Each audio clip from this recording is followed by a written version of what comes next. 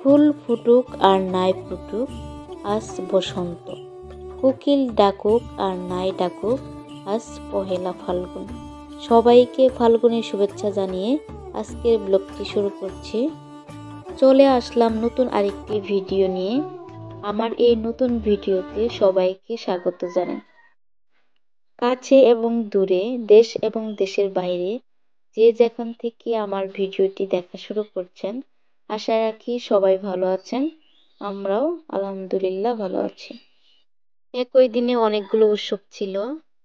শবে বরাত, বসন্ত উৎসব আর বিশ্ব ভালোবাসা দিবস। সব মিলে বলা চলে একটু ব্যস্তই ছিলাম। আর সামনে তো রোজা আছে, আমরা কিন্তু সবসময় কাজেই ব্যস্ত থাকি। আবার বিশেষ কতগুলো দিন আছে, ওগুলোর সামনে কিন্তু অনেকটাই কাজে ব্যস্ত থাকতে হয় আমাদের। ঘর বাড়ি পরিষ্কার পরিচ্ছন্ন করা আর পবিত্রতা একটা ব্যাপার আছে, যেহেতু রমজান মাস বলে কথা। প্রতিদিনই দেখা যাচ্ছে কি, যখনই সুযোগ পাচ্ছি তখনই একটু একটু করে করে নিচ্ছি। এতে আমার কি একটা সুবিধা হবে, একদিনে কিন্তু অতগুলো কাজ করতে হবে না আমাকে। প্রতিদিনে যদি একটু একটু করে করে নেই, তাহলে কিন্তু আমার কিন্তু অনেকটাই সুবিধা হয়ে যায়। এতে আমার কষ্ট করে একদিনে অতগুলো কাজ করতে হবে না। এর জন্যই প্রতিদিন যখন সুযোগ পাচ্ছি একটু একটু করে করে নেওয়ার চেষ্টা করছি। আর আমি তো গ্রামে থাকি, গ্রামে শুধু যে বাড়ির কাজ থাকে তা কিন্তু না, অনেক কাজের মধ্যে সীমাবদ্ধ থাকতে হয় আমাকে। আর সামনেই তো রোজা, তাই আমাকে প্রতিদিন পরিকল্পনা মাফিক অনেকগুলোই কাজ করতে হয় আমাকে। আজ কিন্তু অনেকগুলো কাজ আমি করেছি। সব কাজ কিন্তু ক্যামেরা বন্দি করা সম্ভব নয়, কারণ ভিডিওটা অনেকটাই বড় হয়ে যায়। আমাদের যতই কষ্ট হোক তবুও কিন্তু আমরা বসে থাকি না। অনেক সময় দেখা যায় কি, অনেকটাই অসুস্থ হয়ে পড়ি, কাজ করতে একটু মন চায় না। তখন আমি সহজ সহজ কাজগুলো করে নেই আর কঠিন কাজগুলো রেখে দেই। যখন সুস্থ হয়ে যায় তখন ওই বাদ বাকি কাজগুলো করে নেই। যদি আমার হাজবেন্ড বাড়িতে থাকতো আর ছেলে মেয়েরা যদি বড় থাকতো, হয়তো তাদের দিয়ে একটু হলে করানো যেত। কিন্তু আমার হাজবেন্ড তো বাড়িতে থাকে না, আর আমার ছেলেটা অনেকটাই ছোট, এর জন্য আমাকে সব কাজ করতে হয়। তো ভিডিও দেখতে দেখতে যদি এই পর্যন্ত চলে আসেন, প্লিজ লাইক দিয়ে ভিডিওটি কন্টিনিউ করবেন।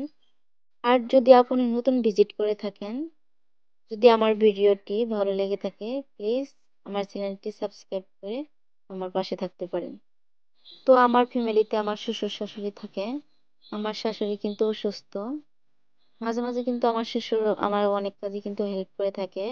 যারা আমার নিয়মিত ভিডিও দেখে থাকেন তারা দেখে থাকবেন। তারপরেও কিন্তু শ্বশুর শাশুড়িকে বলা যায় না আমার এখন ভালো লাগছে না বা এখন করতে পারবো না, এরকম কিছু কিন্তু বলা যায় না। তো অনেক কথাই বললাম, অনেক কথাই শেয়ার করলাম। যাই হোক, যতটুকু আছি আলহামদুলিল্লাহ অনেক ভালো আছি। এখন কিন্তু শীত নাই, নাই বলতেই চলে, কিন্তু আমাদের গ্রামে কিন্তু শীতের প্রভাব একটু হলেও আছে। কয়েকদিন আগে কলা বাগান থেকে কলা পাড়া হয়েছে, এর মধ্যে অনেকগুলো কলা পেকে গেছে। কয়েকদিন আগেও পিঠা বানিয়েছিলাম, কিন্তু যে কলা ছিল না, এই জন্য এই পিঠাটা বানানো হয় নাই। তো ভাবলাম এখন তো কলা পেকে গেছে, এখন আর কি পিঠা এখন বানাবো। এই পিঠাকে আমাদের গ্রামে কলার নাস্তা বলে থাকে, আর এই নাস্তাটা শীতের দিনেই ভালো লাগে। নাস্তা বানানোর জন্য প্রথমে কলা সিদ্ধ করে নিতে হয়।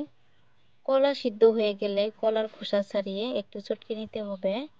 কলার মধ্যে যে বীজগুলো থাকে ওগুলো ছাড়িয়ে নিতে হবে। এই নাস্তাটি ভেমেটে কলা বা বিচিওয়ালা কলা দিয়ে করা হয়। আমি অল্প পরিমাণ পানি, দুধ, চিনি আর কলা দিয়ে দিলাম। তো এদিকে আমি নাস্তা বানানোর জন্য অল্প কিছু পানি দিয়ে ছোট ছোট বল বানিয়ে নিব। জীবন একটা যুদ্ধক্ষেত্র, আর এই যুদ্ধক্ষেত্রে আপনি যত বেশি যুদ্ধ করতে পারবেন তত বেশি আপনি টিকতে পারবেন। আপনি যদি বিপদে পড়ে যান, আপনাকে কেউ উদ্ধার করতে আসবে না। আবার যদি সফল হতে পারেন, তাও কিন্তু আবার তাদের সহ্য হবে না। হয়তো এই কথাগুলো শুনে অনেকেরই ভালো লাগবে না, কিন্তু বাস্তবে দেখবেন এই কথাগুলি সত্য। একজনের ভালো অন্যজনের সহ্য হবে না, আবার ভালো চোখে নিতেও পারবে না। আর এটাই হচ্ছে আমাদের এখনকার সমাজ ব্যবস্থা, একজনের ভালো অন্যজন দেখতে পারে না। আমি কিন্তু এর আগে কোনোদিন এই পিঠা রান্না করি নাই। আজ প্রথম রান্না করছি। এর জন্য আমার শ্বশুর একটু একটু বলে দিচ্ছে। প্রথমে পাতিলে দুধ দিতে হয় না, পরে দুধ দিতে হয়। আগে এই যে ছোট ছোট বলগুলো দিতে হয়, পরে আর কি যখন বলক আসে তখন কাঁচা দুধ দিতে হয়। আমি বললাম দুধ কাঁচা গন্ধ করবে না, তখন আমার শ্বশুর বললো এভাবে রান্না করতে হয়। তোমার শাশুড়ি এভাবে রান্না করেছে। আমি যখন রান্না বসিয়ে দিয়েছি তখন কিন্তু আমার শ্বশুর শাশুড়ির কাছে শুনছে কিভাবে রান্না করতে হয়। তো আমি তো আগেই দুধ দিয়ে দিয়েছি, পরে শুনে আর একটু দুধ দিয়ে দিলাম। কি আর করব। আমি কিন্তু পিঠা বানানোর আগে অনেকের কাছে অনেকভাবে শুনেছি, পরে ভাবলাম আমি যেভাবে পারি সেভাবে রান্না করব। তো আমি অনেকটাই পারফেক্ট ভাবে করতে পেরেছিলাম। আলহামদুলিল্লাহ, খেতেও অনেকটা মজা হয়েছিল। এখন কয়েকটি তেলে পিঠা ভেজে নিব দুধের মধ্যে রাখার জন্য। তেলে পিঠা বানানো শেষ হলে চিতই পিঠা বানিয়ে নিব। আর চিতই পিঠাও দুধের মধ্যে রেখে দিব। আর শীত শেষ হলে কিন্তু এগুলো পিঠা আর খাওয়া যাবে না। আর এই পিঠাগুলো শীতের মধ্যেই ভালো লাগে, আর শীতের দিনে বানাতে হয়, গরমের দিনে কিন্তু এই পিঠাগুলো বানানো যায় না। তো ভাবলাম শীত তো প্রায় শেষই হয়ে যাচ্ছে, আর একবার পিঠা বানিয়ে নিই। আমার প্রিয় ঋতু হচ্ছে বসন্ত। আর এই ওয়েদারটা আমার খুব ভালো লাগে। চারদিকে ফুলের মৌ মৌ গন্ধ, ফুলে ফলে সাজানো থাকবে সব গাছগুলো, দেখে কিন্তু অনেক ভালো লাগে। তো আপনাদের শবে বরাত আর 14ই ফেব্রুয়ারি আর কি বিশ্ব ভালোবাসা দিবস। তো সব মিলিয়ে কেমন কাটালেন আর বসন্ত উৎসব? তবে এটুকু আশা রাখতে পারি সবাই কিন্তু ভালোভাবে উদযাপন করতে পেরেছেন।